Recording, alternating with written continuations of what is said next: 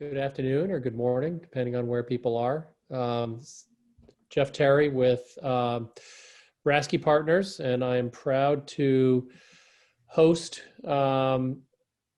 this next event, the factors that drive water consumptions and advance efficiency. I think it's going to be a great event. I hope folks have been enjoying it so far. Let's see, we've got a good amount of people. We'll wait a few more minutes for people to join. We've got a great panel here. Looks like Rob was just doing some work here in his greenhouse. And John, that's quite a cool logo you have behind you. Yeah, riding into the new frontier. Oh, there we go. There we go. I like it. Perfect. When you travel through Denver Airport, everybody assumes that you're a Denver Broncos fan, which is like, no, we're not Broncos fans. As a New England Patriots fan, I like hearing that you're not a Broncos fan. That's good. No offense to the Broncos fans out there. Good. Good. So I think maybe we'll get started. So again, I think there's going to be a great panel. We've got some great panelists. And let me just quickly read. So we're going to be learning about the various techniques for applying, storing, treating, recirculating, and discharging water in today's market. We talk about how climate, building type, dehumidification strategies, and other factors impact how a cultivation environment consumes, and also some best practices. Derek, I'm going to turn it over to you as the moderator to get things started. All right, I am going to share my screen and hope this works. And everybody see my screen? All right, hold on one sec. It looks like we have a friendly audience. I think I know a few of you, Sarah from Heliospectra, Lauren from Franklin Energy, and let's see who else is on here. Rachel from Consumers Energy. So Midwestern utility folks, great to have you here. We aim to be the panel that has the coolest backgrounds, and I think John and Rob have me beat on that. But we want to welcome you all to this conversation. We want to have this be as interactive as possible.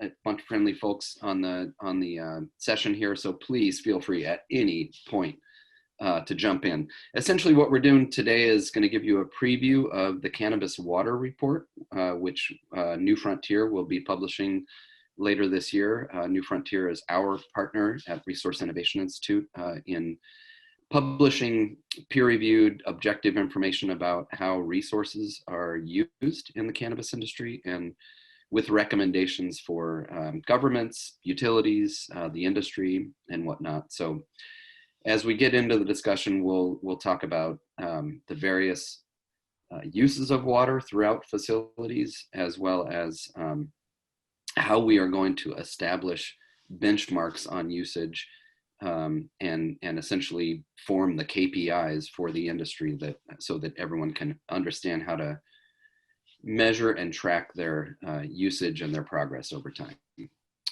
So with that, I just want to say hello. I'm Derek Smith with Resource Innovation Institute, and I'm very honored to be working with John Kagia at New Frontier and Rob Eddy, who are members of our water working group, and I will let them introduce themselves. John?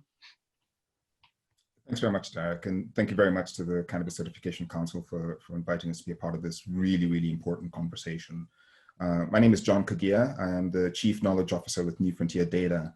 And for those of you who might not know us, New Frontier Data is a research, data, and analytics firm that's focused exclusively on the legal cannabis industry. We work with investors, business owners, operators, policymakers, and regulators to provide them the critical market insights, the market intelligence, the deeply data-driven analytics, and critically acute understanding of not just where the cannabis industry is today, but where it's going. And for the past couple of years, we've had the privilege of partnering with RII to focus on this issue of resource use. You know, as we've seen the explosive growth of legal cannabis, there's a growing urgency and imperative around the issue of the sustainability of the industry. And we think water is going to play an absolutely critical role in that. So as Derek mentioned, we're going to be collaborating on a water report, a report focused on water use in the cannabis industry that we're going to be releasing later this year. And we're very, very excited to have this be almost the kickoff or inauguration of this really important conversation. Great. Thank you, John. Rob? Yeah, my background is in, I was the plant growth facilities manager for Purdue University's horticulture department for 20 years, managing well over 100 experiments at a time in a facility that was open 24/7. A great experience. Prior to that, I'd spent 3.5 years at Dow AgroSciences in Indianapolis as their horticulturalist. I left Purdue 3 years ago. I've been consulting since then in the vertical farming and the cannabis industries. And in the last 2 years, I've been part of a group called Brookwood Holdings, who was successful at writing applications for cannabis cultivation licenses in Ohio, Missouri, and just as of last Friday, West Virginia. And we take pride in bringing plant science to our cannabis production because of my background of helping scientists make their scientific experiment dreams come true, where the rubber meets the road in the greenhouse or the growth room or the growth chamber. So that's what I bring to this, and included in the plant science, of course, is hopefully the latest in conservation efforts, including water conservation. Awesome. Thank you so much, Rob. Great data, scientific conversation we're going to have here. And again, please feel free to jump in at any point. And in the chat Q&A, we are here to have a conversation, not just to talk at you.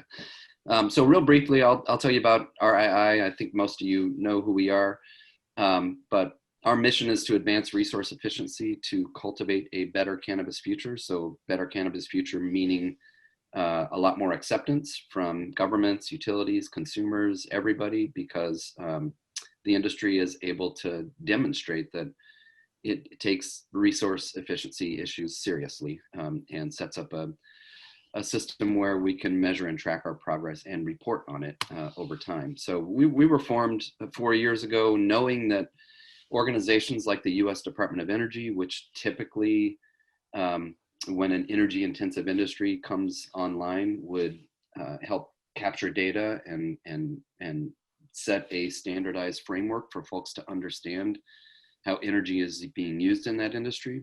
Obviously, US Department of Energy is not here. So we essentially formed to be the organization that would bring together stakeholders to collaboratively determine how to measure, first and foremost, various resources: energy, water, waste, and carbon. I'll give you examples here of the water KPIs that we're developing as part of the water working group that John and Rob are part of. So we're looking at developing KPIs for the industry on grams per gallon, grams produced per gallons of water consumed, gallons consumed per square foot of canopy. And we will do those sorts of KPI development for a various set of issues here. We also publish best practices for the industry. We have Cultivating with LED Lighting, a best practice guide that was peer reviewed by 30 folks serving the industry: cultivators, architects, engineers, contractors, manufacturers, utilities, governments. We've done the same on HVAC, and we'll be doing future best practices guides on issues like automation and controls next year. We're also working very closely with governments and utilities to have a standardized approach to the way they might consider policy issues or regulation for the industry. We also partner with standards organizations like the Design Lights Consortium. Most of our work is through our Technical Advisory Council, which is, again, us bringing together in a collaborative venue various stakeholders to work together to develop standards and best practices and guidance for the information, so for the industry. So today's conversation is really coming out of our water working group. These are all the working groups we have been working with over the past year and looking a little bit into the future. We just launched a data working group and a policy working group. So the reason why we emphasize data, and I think all of us on the call here really feel strongly about this, is that we really need accurate data to make sure there's good outcomes for the cannabis market. On the issues of energy and water, we know that the industry will be served by having objective KPI information so that we can figure out how to optimize production. We know that's a very significant challenge out there right now, as everybody's trying to scale multi-state operations, global operations, and yet nobody knows exactly how to measure their progress or how to achieve consistent production from a greenhouse in Arizona and a warehouse in Massachusetts. Same thing with the utilities. They're looking to provide incentives on efficient technology, but they don't know how to validate the effectiveness of the various technologies. So we're doing analysis through our Cannabis Power Score data set. For example, right now we're looking at actual energy usage of facilities that are lit by LED lighting versus facilities that are lit by high intensity discharge lighting. And we'll be coming out with a report on that soon. And policy is really, I think, a key thing that we're going to be focusing on today. And I'll just point this out. This is another reason why data is so important in this industry. This is a publication from the Washington Post that essentially took a California Department of Water Resources, actually it was Department of Fish and Wildlife that came up with the data that was behind the publication of cannabis as compared to other water thirsty crops. And the reality is this is misleading. This is overblown, and it's based on a model that was an extreme example of an illicit market, very small set of actors that were very wasteful. And yet this becomes the most cited statistic out there. If you look at how much water is being used in cannabis, this is what gets cited. And so this industry is being presented as a water wasting industry. But again, this is old illicit market data that was extrapolated and is not representative of the market of today. So that's what we are studying, is the market of today. What's actually happening since regulation? How does it compare to the illicit market? And I'll let John speak more directly to that. So we brought together all these folks who all share a common desire to educate the market and to gather data and to aggregate data from all of our various sources of information so that, again, we can work collectively toward helping governments and media and others really understand how water is being used and how much is being used in a variety of different cultivation environments. The way we're capturing our data is through benchmarking. Resource benchmarking is a very common approach to measuring and tracking progress on efficiency in a bunch of other sectors. Essentially, the Cannabis Power Score is the Energy Star portfolio manager tool for this industry. What cannabis is unique and difficult to benchmark because it's essentially an industrial process, and most benchmarking tools are based on, just basic usage of energy, but not in a production sense. And so we'll talk about that it's important to evaluate this industry not just from a square footage usage basis, but also a production basis. So again, how many grams are produced per unit of resource that's being input. Oops, excuse me. So we use the Cannabis Power Score tool to do that. It's been specified by the government of Massachusetts. We're working very diligently, almost on a daily basis, with Massachusetts cultivators who have to report to the government their usage of energy and water. We expect that other governments will require that sort of reporting. And we also are supporting cultivators who want to voluntarily benchmark their facilities, and we help them connect with resources so that they know how to become more efficient. This is an example of the additions to the Power Score that have come out of the Water Working Group conversations. And Rob can speak more specifically to these uses and sources of water throughout facilities, but this gives you a sense of what we're measuring and how we're looking at all this data. This is a dashboard report that farms get after they've filled out the Power Score, and we will be adding more to the water section as a result of this research. I just want to invite anybody who's cultivating or anybody who's working with cultivators. We're capturing data right now to inform this report. So if you fill out the Power Score this week, we could have your facility in aggregate confidentially part of the analysis for what we ultimately publish later this year. So please join in. And with that, I will hand it off to John. Thanks very much for that, Derek. When you talk about the scarcity and paucity of data, I think of two kind of contexts about my early experience coming into this industry 6 years ago. So one was seeing a statistic that said that the legal cannabis industry in 2014 was going to be worth $100 billion in the US in the next 5 years. And I was like, I don't know much about cannabis yet, but there's no way that's right.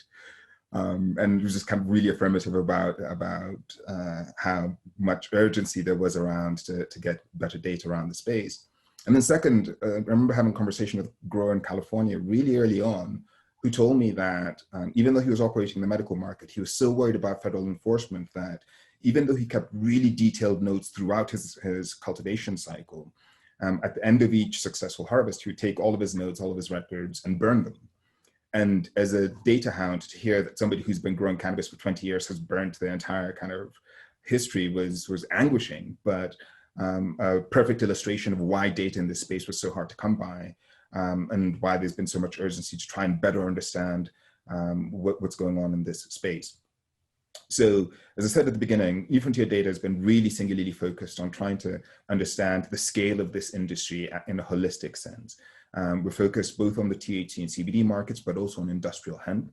And while we began this journey 6 years ago, focused first on the North American markets, on the US specifically, we have watched with amazement as the world has changed literally right before our eyes. We began at the time, there's probably 4 or 5 markets where there was a real conversation happening about cannabis, or it was at least legal in some regard, to now over 70 countries around the world which have liberalized the cannabis policy. And so as you're seeing this dramatic transition from unregulated to legal cannabis, it's really important that we have this conversation now, because as these legal markets are being operated, there's a phenomenal opportunity to integrate deeply sustainability into the growth of these markets. And just for context, by our estimates, consumers are spending currently $350 billion roughly each year on cannabis. There are over 244 million consumers around the world. And so this is already a massive market, and that's just on marijuana products. That does not include CBD or all of the industrial hemp applications that are going to emerge over the next few years. So the scale of the cannabinoid-based economy is going to be absolutely massive. And it's absolutely critical for us to begin to have that conversation about sustainability now. Next slide. Oh, sorry, excuse me. Sorry, John. So we have just finished building our latest model for demand of cannabis in the US, and it's going to be released actually next Wednesday in our US Trends Report. It's an annual report that we do focused just on the size and scale and key trends driving the US market. And based on our estimates, in 2020, the US is going to drive nearly over $19 billion in legal cannabis sales. And by 2025, that's going to grow to $35 billion. Now, these are just in the states where it's currently legal. So it doesn't include the 5 markets which are going to be voting on legalization this November. It doesn't include Vermont, which yesterday miraculously decided that they're going to establish a regulated market. And so consider this the floor, not the ceiling of what this opportunity could look like. And it doesn't include any assumptions around what could happen at the federal level over the next 5 years. So if we're talking about $35 billion by 2025 in legal sales, and that's over and on top of this nearly $70 billion in illicit demand that is going to continue to be consumed in unregulated markets, one starts to get starts to realize just how large this market is and how much opportunity we're going to be seeing in the years ahead. So just on the legal side, you're talking about a nearly $200 billion opportunity market over the next 5 years. And it is that kind of number that is drawing intense interest from investors. And unfortunately, in the race to try and capture that opportunity, it can be fairly easy to kind of build the ship while you're flying it. And sometimes sustainability ends up falling by the wayside. But if you turn to the next slide, we'll start to put some color on why these, understanding the market opportunity, not just from its overall scale, but from what it means from a production standpoint, becomes so important.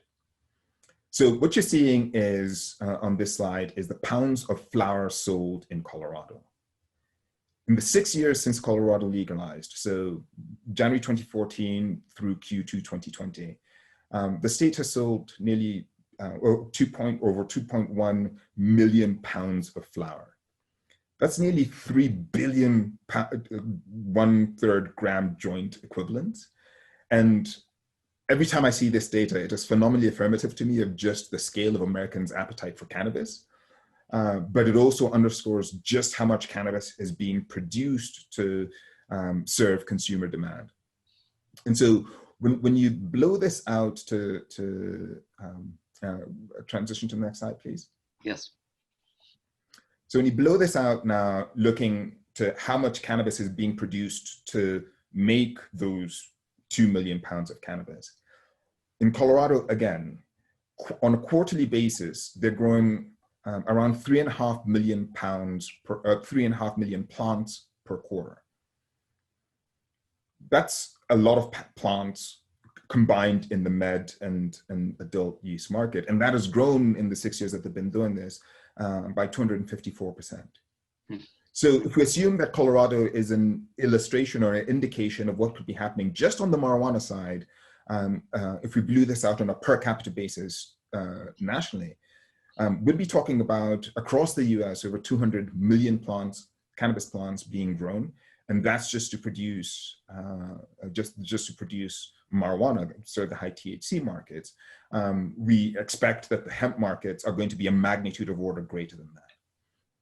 And so thinking about that scale, not at all. So thinking about that scale, it creates a real urgency to think intensely about what resources are going into cultivation, because the quantities of plants being grown are growing at a phenomenal pace.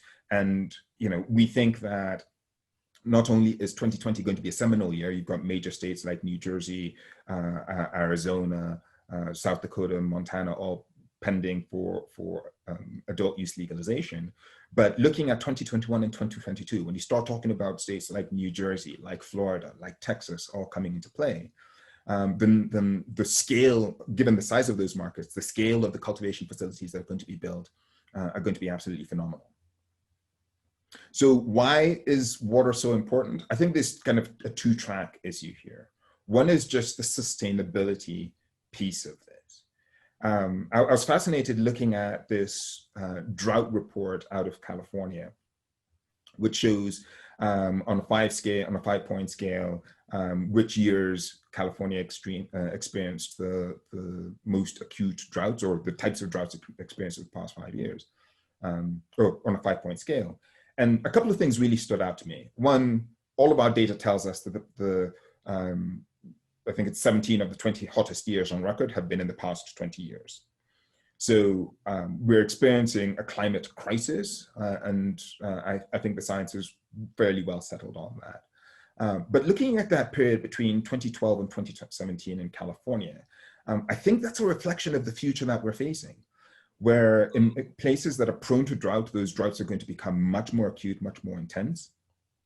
And in places that and as a result of that, water shortages are going to become much more considerable.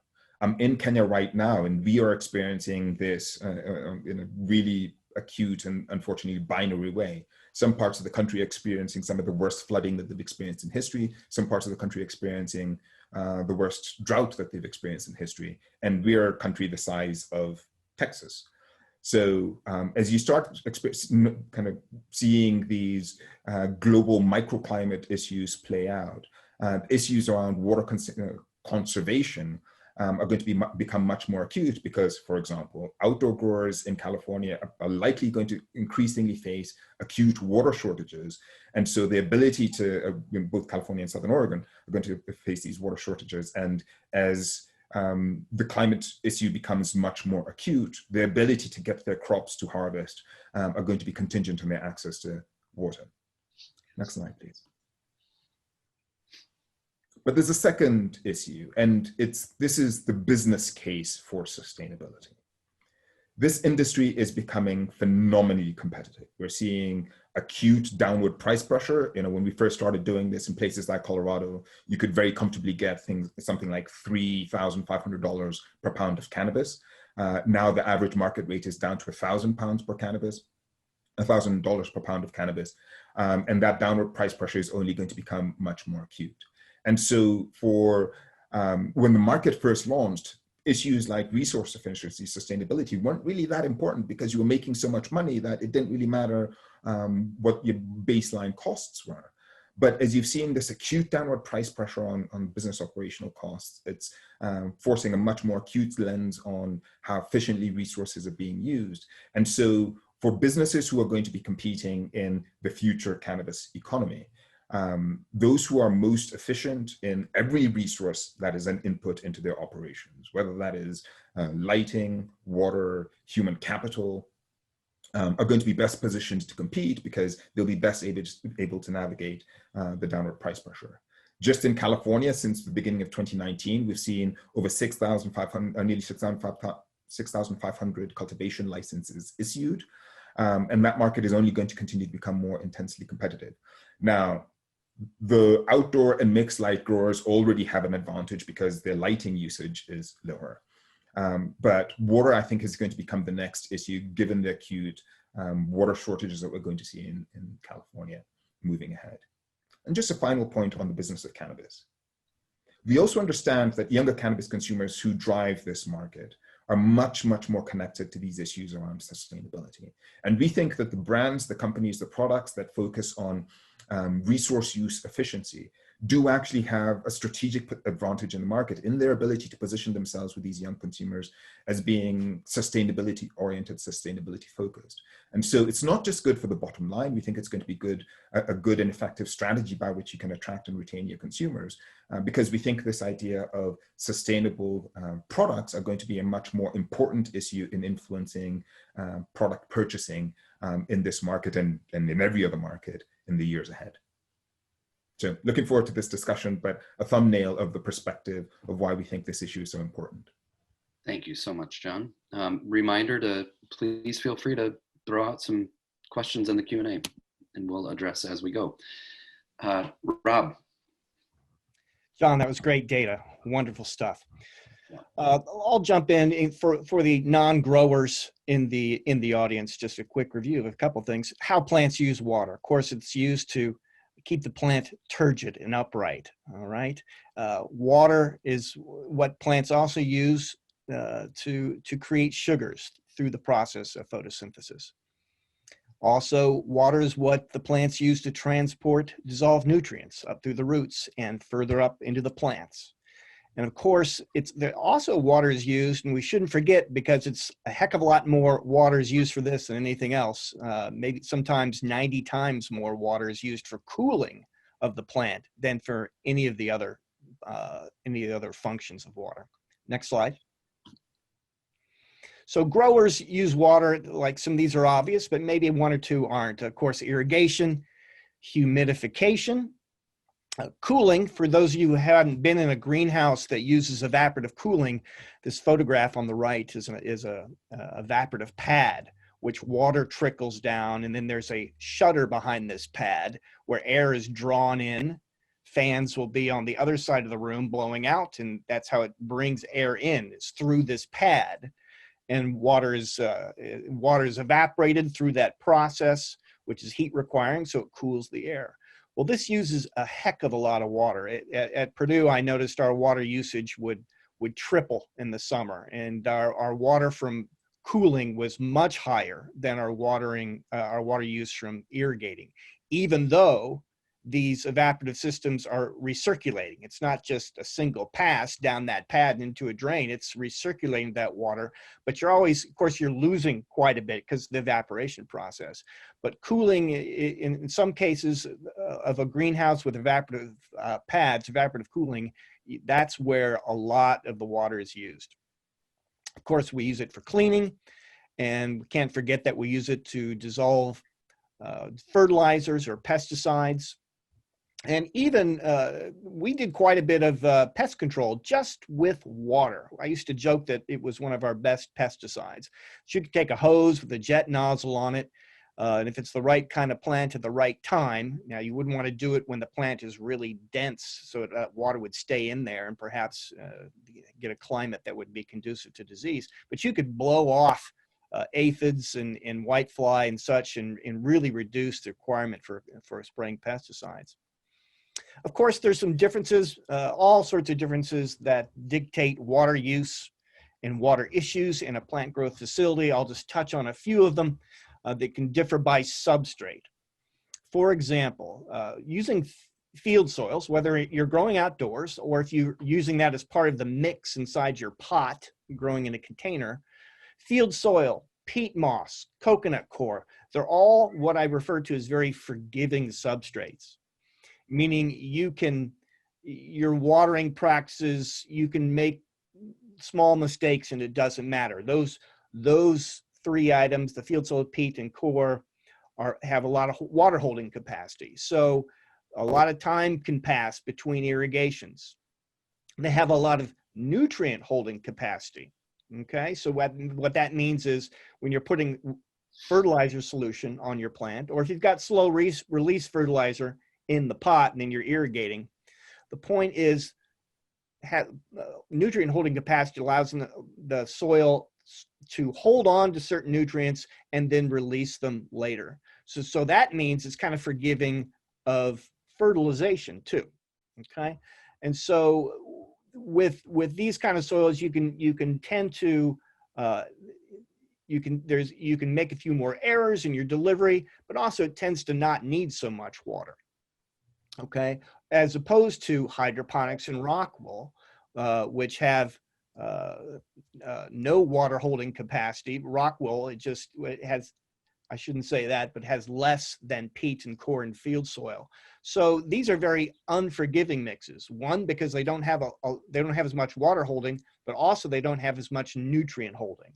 So the plants only have whatever it is. They only have access to whatever it is solution you just put on those roots most recently. It doesn't have this buffer of saved up nutrients that it can have access to later. So you have to be very precise in your watering. You can't miss an irrigation.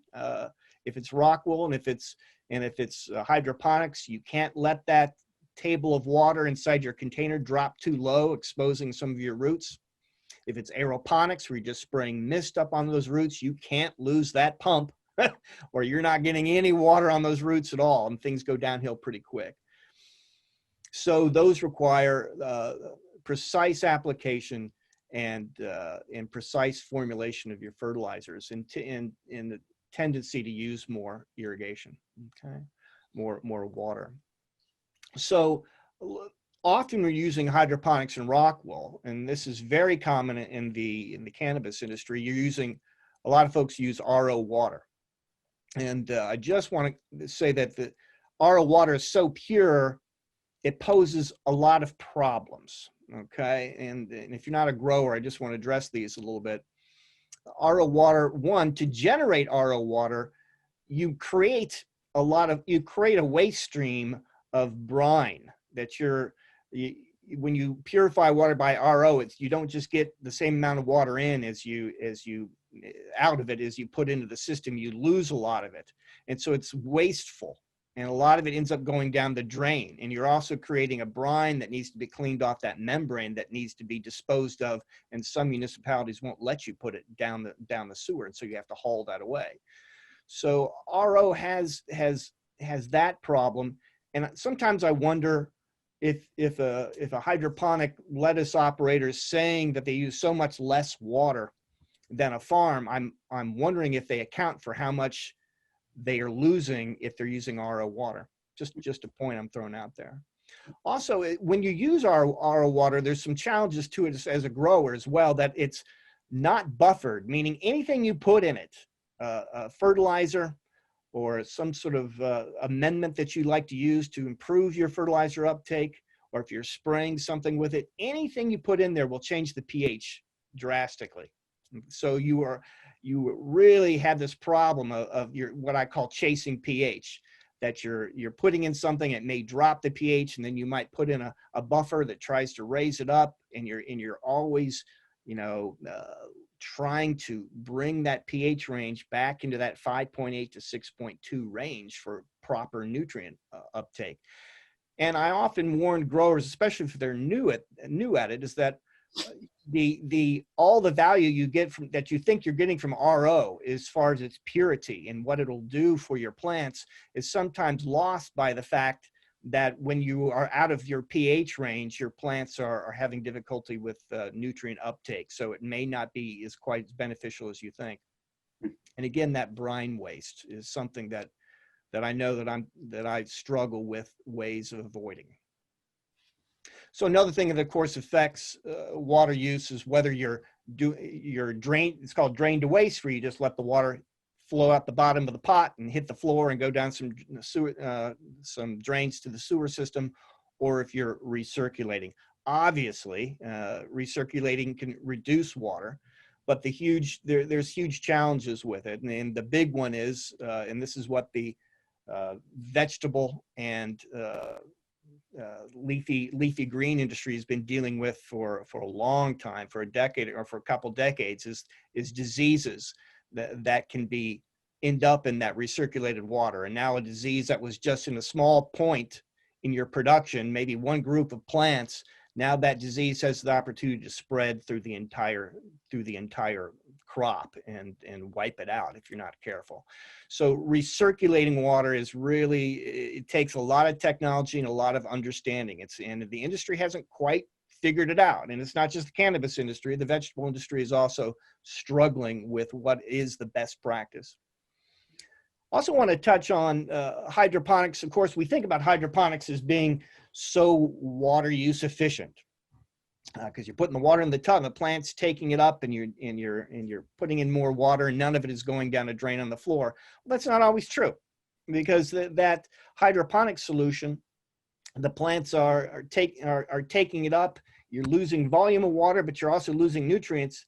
In a plant, if you haven't done a lot of growing, you need to understand that plants don't take up all the nutrients in a fertilizer solution at the same rate. It's very selective. And so what's left behind isn't just a smaller volume of the same fertilizer you put on 3 days ago. It's also going to be out of whack. There's going to be different amounts of those nutrients that have been taken up. So it's not the same solution. So what happens is a lot of growers, a common practice, and it doesn't get talked about a lot, is you just, that solution that you put in a week ago is really not all that balanced anymore. So you just pour it down the drain and put in fresh solution. So it's just a reminder that some practices aren't quite as water use efficient as we believe they are. And I want to point out that Dr. Bruce Bugbee, Utah State, who a lot of cannabis growers are familiar with his great YouTube videos, and he's got a long, wonderful career helping out all sorts of industries with his research there on yields, including NASA. He has one article called Nutrient Management in Recirculating Hydroponic Culture, which I just came across a few years ago, where at his lab, he's come up with a way where you don't have to just throw that stuff down the drain if you have deep water culture hydroponics. And you can read that article and get all of his tips, including using a less fertilizer solution in your container that's not quite as strong, and that refill solution that you put in doesn't have to be quite as strong. So I highly recommended that publication. Next slide, please. Another issue, another opportunity to efficiently use water is to reclaim the condensate out of the HVAC system, the heating, ventilation, and air conditioning system. Because these units are dehumidifying, and they dehumidify by humid air being passed across cool coils, and the water in the air condenses, and then that condensate is then drained away. And often the standard practice up until recently is you just put it down a sewer, even though theoretically it's really pure water. But we do need to talk about that. So now it's very common for facilities to recapture that and use it. But again, here's another place in the industry where we haven't quite, there's a lot of technology and a lot of ways to do it, but it's still, there's no uniform way to solve the problems that are associated with this. One is, if you're really tight on space and you want to do this, you'll soon find that the amount of storage tanks it takes to hold all of this water that you're recapturing off your HVAC is, you just don't have room for it. I've run into this problem myself.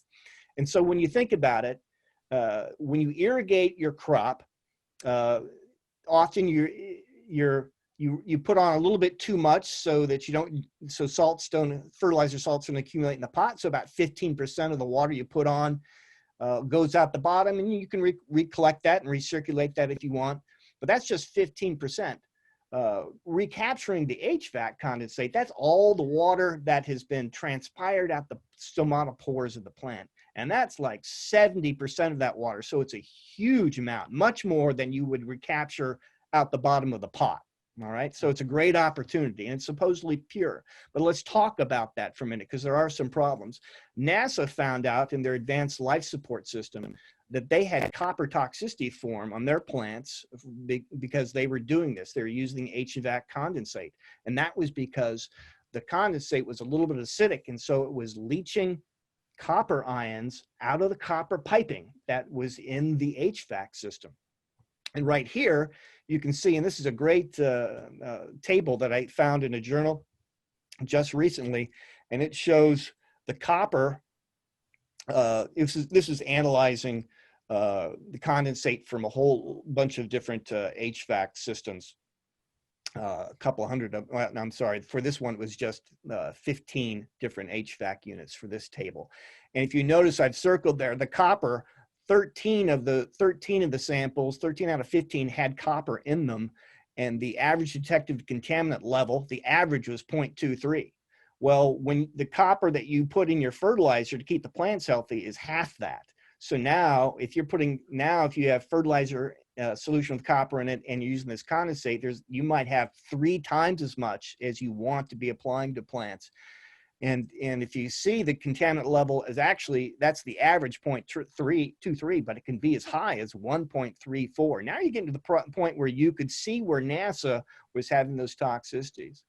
So we need to kind of think about this, and you need to have this tested. Each HVAC unit might be a little bit different depending on how much copper piping it has.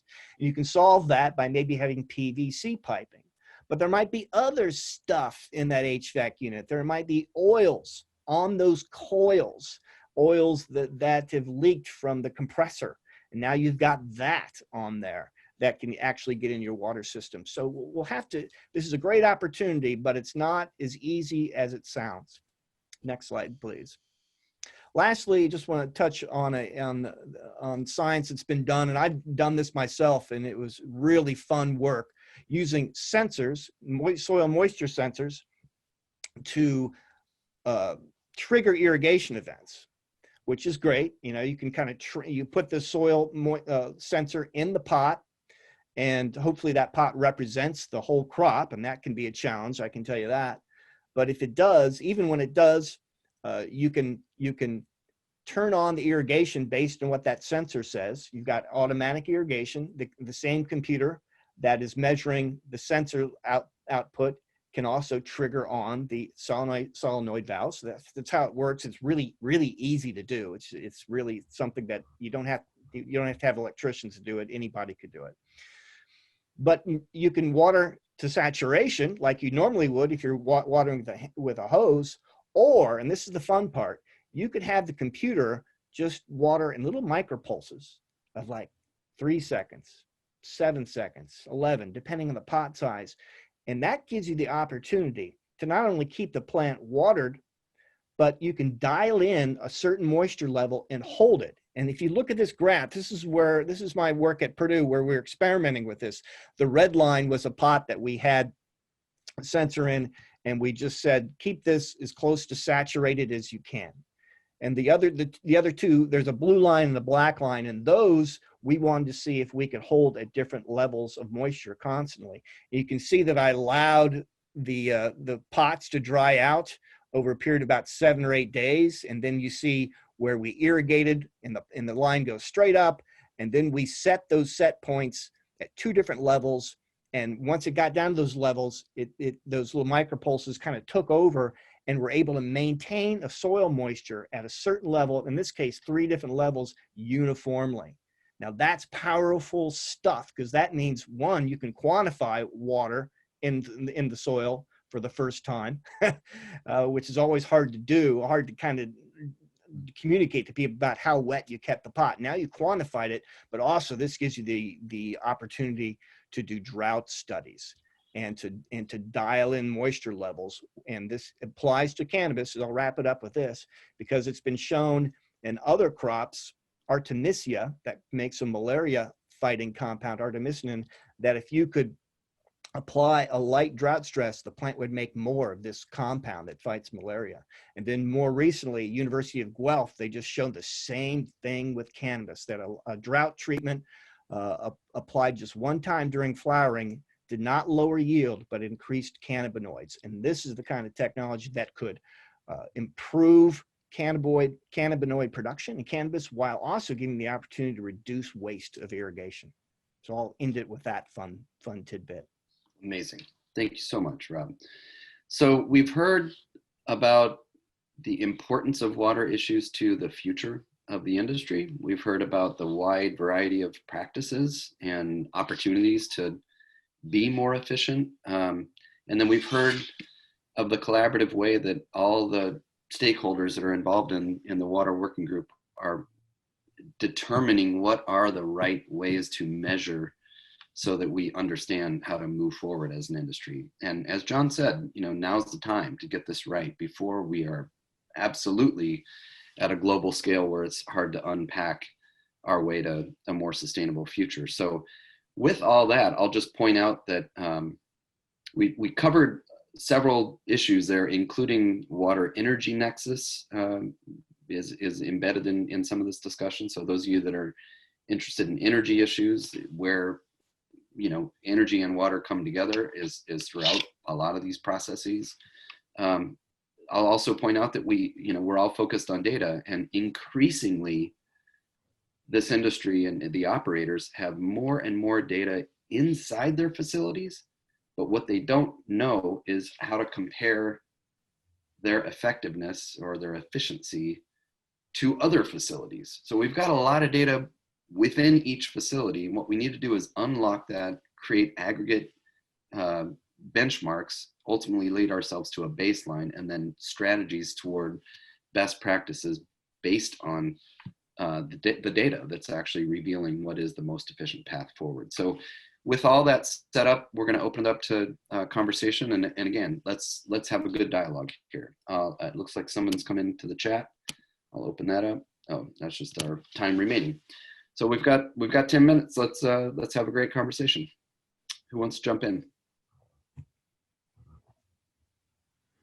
Well, I loved Rob's closing point about how water stresses can actually improve cannabinoid yields. There's a grower out of Northern California that we've collaborated with, who does dry farming. So she lives above a water table, and so during her entire life cycle, other than at the seedling stage, she does not use any water at all.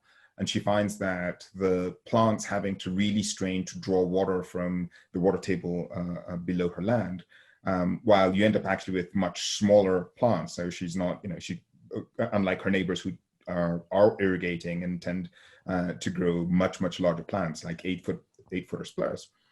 Hers are 3, 4, maybe 5 feet tall. So they're really straining to draw water from the water table. But the cannabinoid profile that she gets, the terpenoid profile that she gets from these plants are amazing. So I think part of what we're learning here is just that the assumptions around hyper-saturated soils are best. I mean, this is just thinking that we're still very early stages in. And I think it's part of the reason why this is so important. It's not just about the sustainability, but it's also how can you use water as an additional asset to optimize plant outcomes. And I don't think we have fully painted that out yet, but really excited to see how that research plays out. Hey, John, does the question I would have, I'm fascinated with, is since she has learned that her plants don't get as tall, because that's what happens when the stress lowers lowers your yield but increases your cannabinoids, is her planting density higher? Yes. Does she put them closer together to try to make up for that? Yeah, so she can plant them much closer together because she's going to end up with what I call stubbies, but they're really short, but they have really tall colas. So it's an interesting dynamic. Would love to have some. All right, who's got questions in the audience? I can pick on people. Chris, you're never shy about questions. What you got? Lauren, Rachel?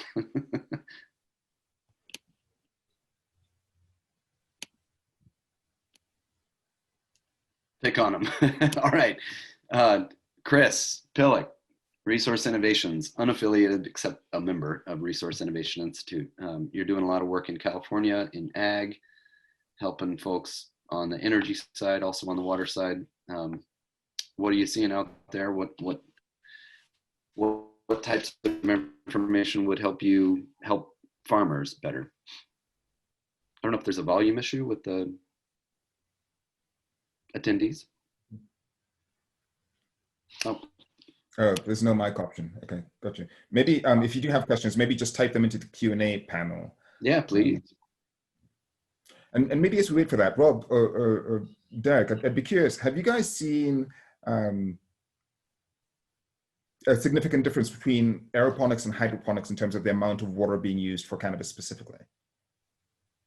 I would turn to Rob on that. We need the data to be able to say that confidently. I don't have any data on that. I've not seen any on that. The only data that I can give you that's somewhat interesting about aeroponics, and this was not done on cannabis, so also take that to mind, is that aeroponics has been proven to increase the root mass, which is very evident when you go and look at an aeroponics operation. It's like the roots just kind of blow you away. But that, at least in one study, did not translate into increased shoot production. Just kind of an interesting side note there. Awesome. I don't know why I apologize. I can't read the Q&A. I can read the chat. So Chris, if you don't mind we can put your mic on, Chris, or you can dump the There's question. actually a question punched in by Rachel here. As a utility, we are always looking for new ways to incentivize people to be efficient. Other than VFDs on water pumps, are there other ways to be efficient with water use? Have you seen a correlation between the use of water sensors and energy savings? Rob, I don't have any data on that. We weren't tracking the energy use. Yeah, we hopefully will have at least directional data on things like that, Rachel, in the water report. Again, we're doing the analysis this week and next week. So talk to us on the side. We might have something to share ahead of time. Chris is asking, what are the barriers you are observing to adopting water savings technology and practices? Are they similar to those barriers on the energy savings side? Again, I'll turn to you, Rob. Yeah, in this, I'll talk just a little bit about this, and other folks can jump in. I've learned so much from interacting with the RII Water Working Group.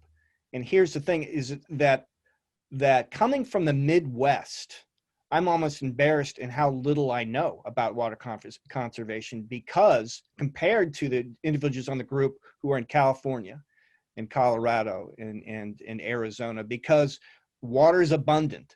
Water is abundant in the Midwest, and we just don't have to think about it. Where I live in Indiana, there's an underground river, and it's plentiful. And so there's like the questioner asked, what incentive is there?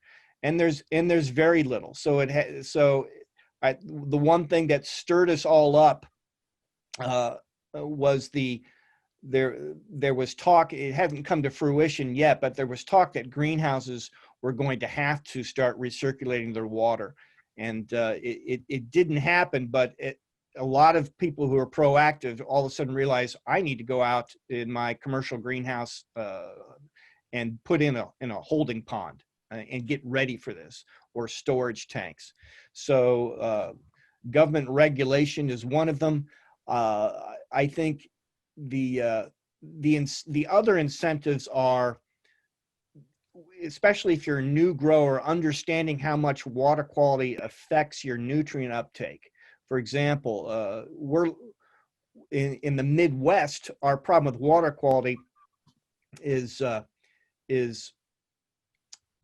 alkalinity. It's high alkalinity, because we draw our water up from these underground rivers, and they're limestone bedrock. So the alkalinity, all that calcium, magnesium ends up in the water.